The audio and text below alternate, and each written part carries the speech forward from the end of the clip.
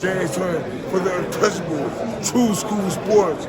Let's go, baby. Bow! Be careful what you wish for because it can become a reality. Yeah.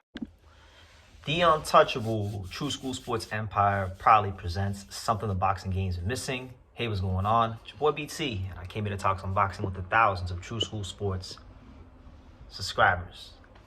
All right, so there's just so much going on in boxing beyond just Riyadh season and Saudi. There's a lot of really good stories going on in boxing that I don't see people really talking about the way they should. And this one right here, I think, is one of them because you guys know that on this channel, we keep a very, very close eye on the featherweight division. Right now, I would say my favorite weight class in boxing is the featherweight division. I know the division inside and out, from the champions to everyone in the top 15. And it's a very deep division, just probably the deepest division in boxing. And one of the fighters that I think makes the featherweight division the best weight class in boxing is a fighter that I think is a massive threat to everyone in the division. I think this guy, I want to make my thoughts very clear. I think this fighter right here is a threat to every single champion, including Angelo Leo. And you guys know that even though Angelo's my friend, and I do rate Angelo, and I think Angelo at his best can beat any featherweight in the world, this is a guy that I believe is one of his biggest threats. And he's fighting in a WBA Eliminator.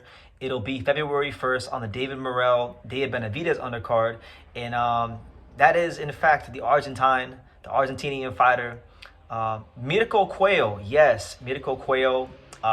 He's back in the ring, and he's going to be taking on Christian Olivo. And this is a very good fight because, you know, Cuello, as it stands right now, Cuello is 14-0 with 11 knockouts. For those of you who may not be familiar with Mirco Cuello and why I'm talking so highly about him, well, I'm sure a lot of boxing fans out there watched the Bruce Carrington-Suleiman Sagawa fight, where many of us thought that Suleiman Sagawa beat Bruce Carrington. I mean, the fight was such an easy fight to score that Top Rank didn't even upload the highlights to the fight because they know Bruce Carrington lost, right?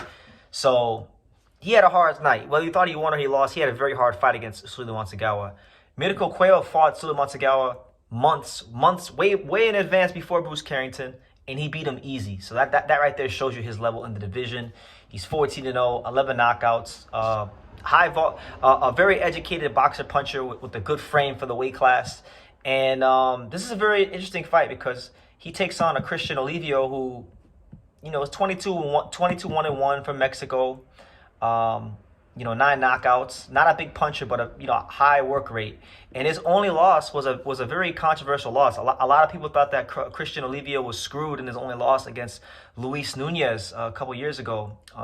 So it's debatable that he's even really he has a loss. You could look at Olivo as an undefeated fighter. So I think this is going to be a very good fight. I think Cuello has more tools here.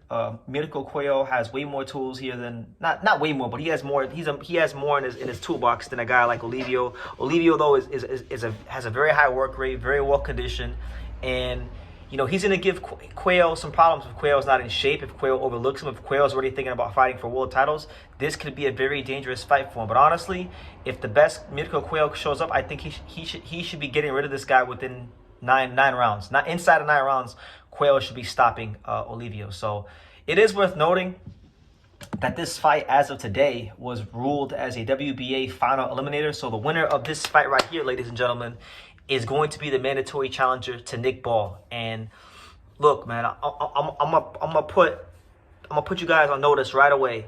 If Mirco Cuello wins this fight, which I think he should, I think, all respect to Olivo, anything can happen in boxing, but I think Cuello should handle business against Christian Olivo. And if that's the case, if he becomes Nick Ball's mandatory and Nick Ball ever fights Mirco Cuello, I think Mirco Cuello is going to stop and beat the brakes off Nick Ball, honestly. I like Nick Ball. He's very tough, and he's a tough out for anybody in the division because of his physical conditioning and his work rate, and he actually makes his lack of height work for him. He turns what's looked at to be as a disadvantage into an advantage, but that's not going to be the case if he fights Cuello.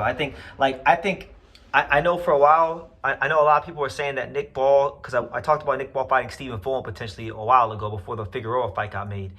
And I actually think that fight between Fulton and Figueroa is closer than Mirco Cuello and Nick Ball. I think Mirco Cuello is going to beat the freaking brakes off of Nick Ball if they fight, and I do think he really should be a world champion by the end of the.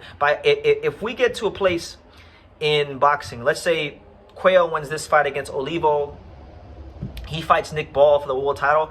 I would be very shocked if Cuello gets a world title shot this year in 2025 against Nick Ball. I would be shocked if he doesn't become a world champion. He has that kind of talent. I mean, with his combination of youth, size, boxing skills, power, conditioning, punch selection, he's just, to me, one of the most well-rounded, most well-balanced. He's one of the best. I look at him from a skill standpoint as one of the best featherweights in the world. He's one of the only guys I think has a chance at beating an Angelo Leo for the title if he ever crosses paths with him. I take him very serious. He's a very good fighter, you know?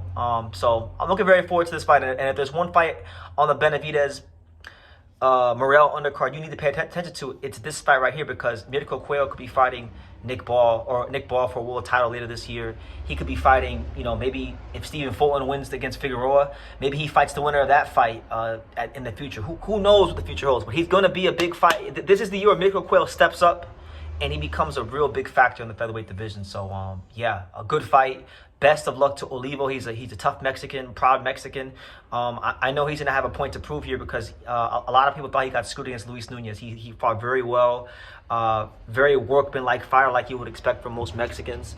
And he's not going to quit. So if Cuello is going to become the WBA mandatory, this is a fight where he's going to have to earn it. He's going to have to validate the hype I'm giving him, because I've watched him on tape, and I've watched basically every featherweight and every sanctioning body, with the exception of maybe one or two people that just got ranked, I've watched. And I would definitely say this guy is like towards the top. So now look out for him. Mirco Cuello, definitely a guy to watch out in the featherweight division, and definitely a threat to any and all featherweights. I'm talking about he's a threat to the champions. He's a threat to all the contenders. He's a threat to Inoue if he wants to come up. He's just a straight up threat to anyone. He's really, really good. So, make of that what you will. You guys leave your comments down below. Make sure you guys take the time to subscribe. And like I say in every single one of these videos, you can love me or you can hate me.